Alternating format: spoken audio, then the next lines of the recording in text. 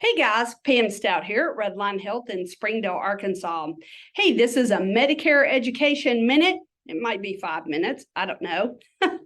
But as you know, with education, I'm not allowed to talk about carriers. But as of October 1st, of course, Medicare does require us to record all phone calls. And also, our disclaimer is that we do not offer every plan available in your area, and any information we provide is limited to the plan we do offer. Duh. So being an independent agency, we do offer many different plans by many different carriers. So if you have red, white, blue, yellow, green, purple, whatever carrier you represent, that's the plans that you can talk about their benefits. Now, I want to talk about Medicare Advantage plans because everyone is inundated by the phone calls and the TV commercials. This is all geared toward Medicare Advantage. So what I wanted to talk about a moment, so there's dual plans. There are a couple carriers that really specify or specialize, God, let me get that out, specialize in dual plans. One particular carrier has probably done dual plans for about 20 years. A few other carriers have come on board and now offering dual plans. And what I mean by dual plans is, of course, you have to have Medicare, but those who also qualify for Medicaid, so lower income who also qualify for Medicaid. So those are considered dual plans. Then you have chronic plans, and there's several different carriers that specialize in chronic plans, and those are typically some with lung disease, some with heart stroke, and then insulin diabetic. So you have that specific chronic need. Then all the other Advantage plans, of course, are just what type of plan do you have? Do you have an HMO? So your health maintenance organization where you have access to all of the network, but you don't have any option outside of that network. Your PPO plans, you have both in and out of network options. Your private fee-for-service plans, Medicare savings accounts.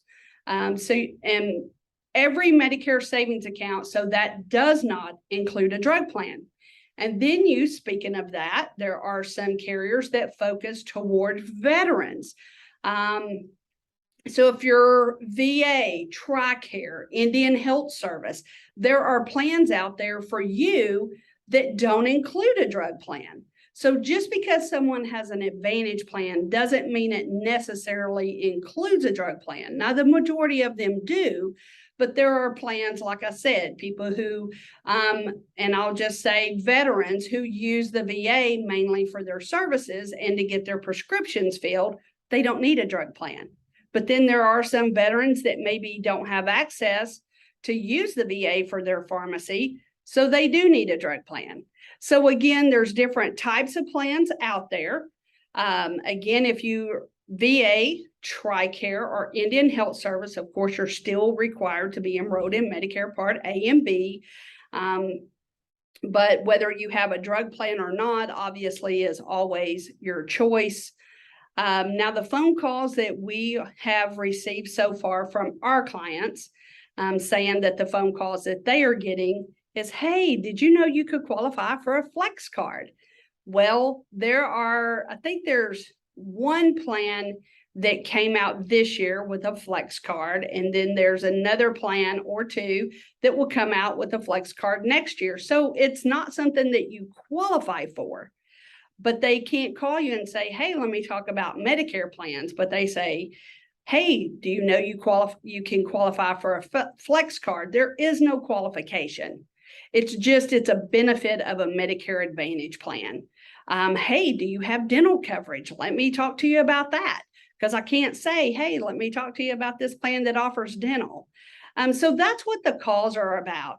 And hey, put in your zip code, see if you qualify for your Medicare Part B premium to be reimbursed. It's for lower income, and that is found in your Medicare book somewhere around page 90. I should have looked at that first, but anyway, you can search that on your SSA.gov account, your Social Security. That's where you would apply for extra help on prescription drugs, is through your SSA.gov account. Then if you qualify for extra help, then typically your application is sent down to the state level, so to DHS, the Department of Human Services, and there are 4 levels for Arkansas specifically. There are 4 levels of Medicaid. Some of those pay the Part B premium and some do not. So just because someone has Medicaid doesn't mean they're also getting their Part B premium paid for. So just wanted to kind of clarify all of that. And they're like, oh, hey, we can talk to you about 000. Well, it's a 0 premium, maybe a 0 copay for your primary care, and 0 for tier 1 medications. Okay, a lot of carriers offer that, not just one. So again, be careful. If you are going to answer those phone calls that drive you crazy, have fun with it. Ask for their name and NPN, that is their national producer number. It's our license number. It's not top secret. It's not confidential. If you ask, we're supposed to provide it. Matter of fact, it's on our business cards. So if you are getting those phone calls, the only way for Medicare to stop this is they have to have your help. You're getting inundated. You're the one getting the calls. Start asking for their phone, their name, and their NPN number. Write that down. Maybe get a list by the end of the week. Call and report that to Medicare. That's the only way we're going to get this stopped. Of course, they can give you, hey, I'm Jane Smith and my NPN is 52123. I don't know. I mean, yeah, that's always an option. But I know people are sick and tired of the phone calls. The commercials are enough, but at least the commercials aren't blowing up our phones. So guys, just trying to help you help yourself. Do not give your information out. Medicare does not make outbound phone calls. Talk with your local agent. Whether it's myself or Pam Keith, doesn't matter. Well, I mean, of course, we want to help everybody, but there are a lot of good Medicare independent agents out there. Speak to your agent. And if you're new to Medicare and you're looking for an independent agent, ask some questions. How long have you been doing business? Are you contracted with more than one carrier? Because we're contracted with many different carriers. So if you come to me, I'm going to compare the ones I'm contracted with, right? And we're going to look at all of them, but I can answer benefit questions on the ones I'm contracted with. If I'm not contracted with carrier yellow and you start asking me questions about that, I'm not allowed to talk about benefits because I really don't know. Haven't been through their training. I'm not certified with that carrier. So we do certify with Medicare first, and then we certify with each carrier we're contracted with. And we do that every year. So like I said, I've been doing this for 18 years. So you want someone who's at least had some experience under their belt. I would say 5 years. Ask someone, how long have you been doing Medicare? Are you contracted with more than one carrier? And then those crazy phone calls, ask for their name and national producer number. Write that down, report that to Medicare, or report it to your agent. We'll start a list and start blowing up Medicare, their phone line, not blowing okay, that got out of control. So you know what I'm saying. I'm just trying to help you have fun with it. I know the calls are frustrating. We're not allowed to make those calls. So if you call and say, hey, Pam, my aunt is turning 65 and she wants to talk to you. Well, your aunt's going to have to call me. I can't call her because Medicare doesn't allow us to make outbound calls. It's not being compliant.